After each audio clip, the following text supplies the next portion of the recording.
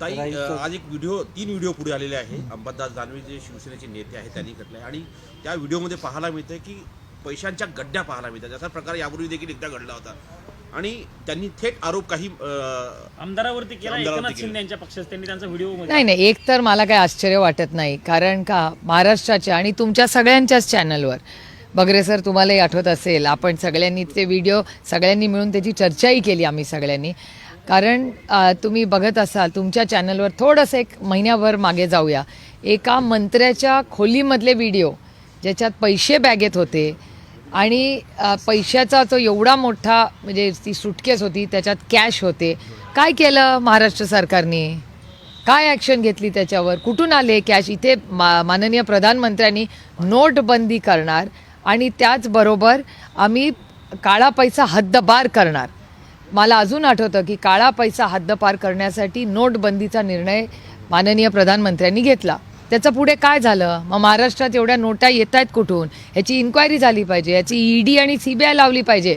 एक तर त्यांच्या घरात कॅश सापडली, एवढी मोठी बॅग जी तुमच्याच चॅनलनी दाखवली, त्यांच्याच घरातला व्हिडिओ होता ना, त्यांनी तर काय म्हणले नाही हा व्हिडिओ खोटा आहे, हा खराच आहे, त्यांनी कबूल केला आहे, पहिला मुद्दा। त्याच्यानंतर इलेक्शनमध्ये माझे काही निलेश राणेंचे काहीही कौटुंबिक संबंध किंवा काय संबंध असे कुठलेही नाही, आम्ही दोघं वेगळ्या विचारांच्या पक्षात काम करतो।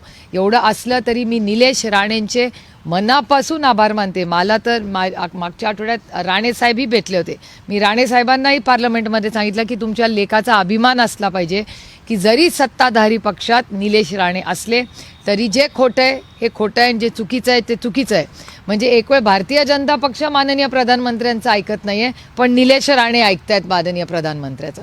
जेव्हा कॅश आणि ते भारतीय जनता पक्षाच्या घरात ती कॅश सापडली आणि ती शोधली कोणी? निलेश राणेंनी, जे त्यांच्या मित्र पक्षाचे आहेत। आम्ही विरोधक आहोत, आम्ही बोललं तर तुम्ही म्हणता अरे रडीचा डाव खेळता। हा कुठला रडीचा डाव?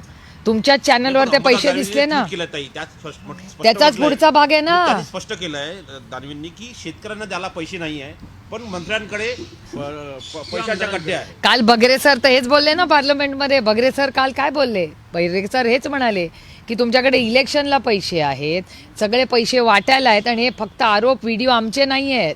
अंबादास दानवेंनी आज व्हिडिओ टाकला, त्याच्या आधी निलेश राणेंनीही व्हिडिओ टाकला, त्याच्या आधी तुमच्या चॅनलवर घरामध्ये पैसे सापडले। म्हणजे सातत्याने एकीकडे माननीय प्रधानमंत्री नोटबंदी, कॅश, काळा पैसा नको म्हणतात आणि महाराष्ट्रात तर सगळा काळा पैसा, कॅश हा अमाप दिसतोय। मग नोटा आल्या कुठून, ह्याची इन्क्वायरी कधी होणार? मी आज बोलणार आहे इलेक्शन रिफॉर्म्सवर, मी याची ईडी आणि CBI मागणार आहे। ज्यांनी काही केलं नाही त्यांच्या मागे ईडी आणि CBI आणि त्यांना जेलमध्ये टाकतात। नंतर ईडीवरच कोर्टाने ताशेरे ओढलेत। मी डेटा तुमच्या चॅनल आणि वर्तमानपत्रातला सांगते, जे वाचते ते मी तुमच्या समोर बोलते। ज्यांचा व्हिडिओ आहे त्या आमदारांनी असा दावा केलेला आहे की रायगडमधून हे सगळं एका व्यक्तीकडनं हे चालवलं गेलेलं आहे, त्यांच्याकडनं हे व्हिडिओ समोर नाही कुणाकडे का चाले ना। माझं काय म्हणणं आहे, कॅश आहे ना, म्हणजे शिरसाट, मला वाटतं त्यांचं नाव, शिरसाटांच्या घरी कॅश होती की नाही तुमच्या चॅनलनी दाखवली।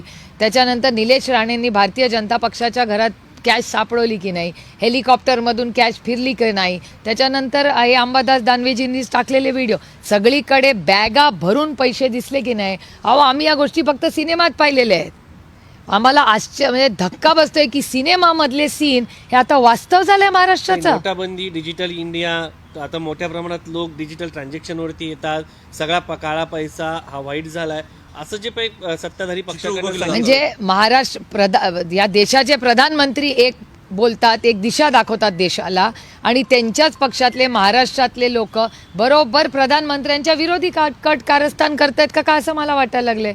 ते देशाला सांगतात नोटबंदी करू, काळा पैसा करू, काय झालं मग? आता मी सांगणार आहे आज पार्लमेंटमध्ये ऑन रेकॉर्ड बोलणार आहे मी या सगळ्या